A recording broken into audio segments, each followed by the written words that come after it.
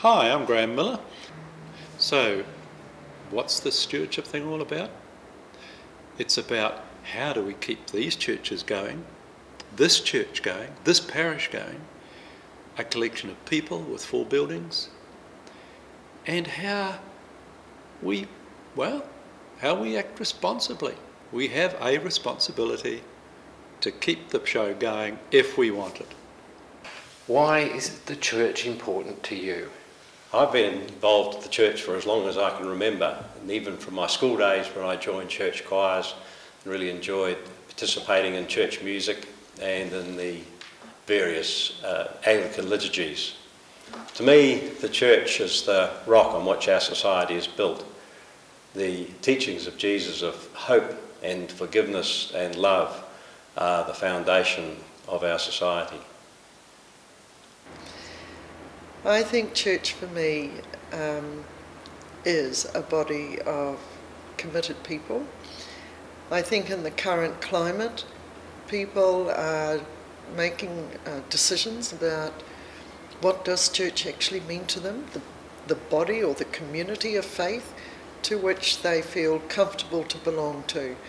I think the church has an important role in any community, and I would be deeply saddened to see the doors close because financially we couldn't keep the doors open.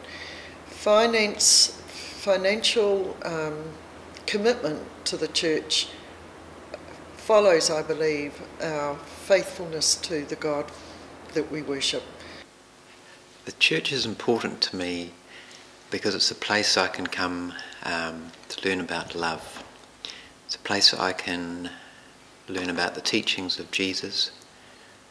It's a place I can wonder about what happened in the Bible. It's a place where I can be given inspiration for my spiritual journey. And it's a place where things happen that are larger than myself. I think church is a community, and I think it's all the different gifts that we can each bring. Doesn't necessarily have to be economic. Could be sewing, which I'm rubbish at, or lots of different things that people do for the church. So for me, giving isn't just about the money or my time. It's much more deeply rooted in the fact that I feel I need to contribute in some way in God's work because of what I've been afforded in this lifetime, the blessings that I've been given. The church, as we know it, has survived over the centuries through the generous giving of time and talents and money by the peoples of the time, and that is how the church will continue into the future. Times have been tough in the past. Paul, in his second letter to the Corinthians, talks about the generosity of the Lord Jesus Christ and uses the examples of the Macedonian church, who during a period of affliction and extreme poverty overflowed in the wealth of their generosity. We are God's peoples of today, so it's up to us now to provide for the sustenance of his work. We need to follow the example of the Macedonian church. I believe that the deeper I grow in my faith, also does my recognition of the importance of giving. So I think it's important to come to church and to give in a practical way. Well, if you don't give, the churches don't exist. Well, giving to the work of the church is incredibly important if the church is to survive.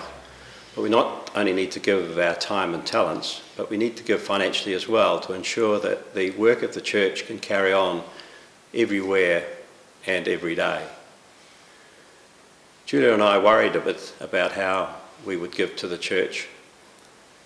In the early days when we had a young family and only one income, we listened to some sage advice from some knowledgeable people.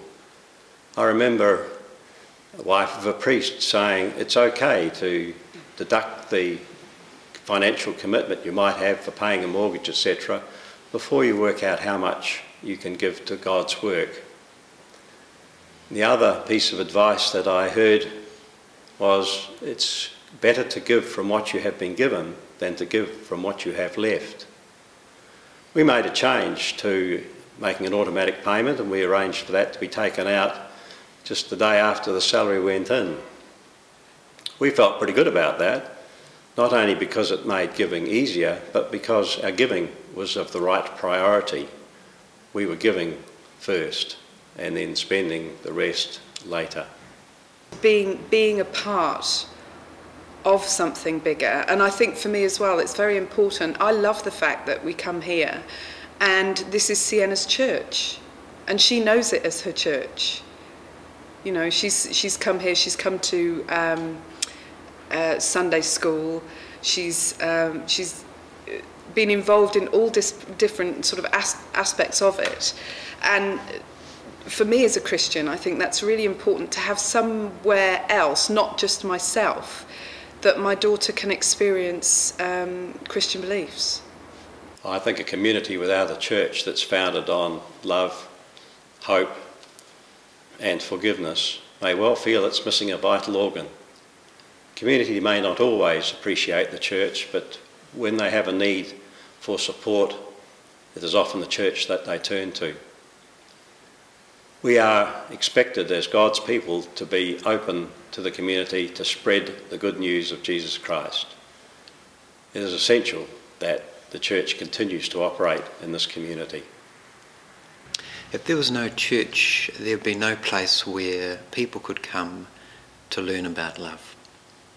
It's up to you to say, how do I play my part in this body of people following the way of Jesus in the way that I want it to work? Best of luck.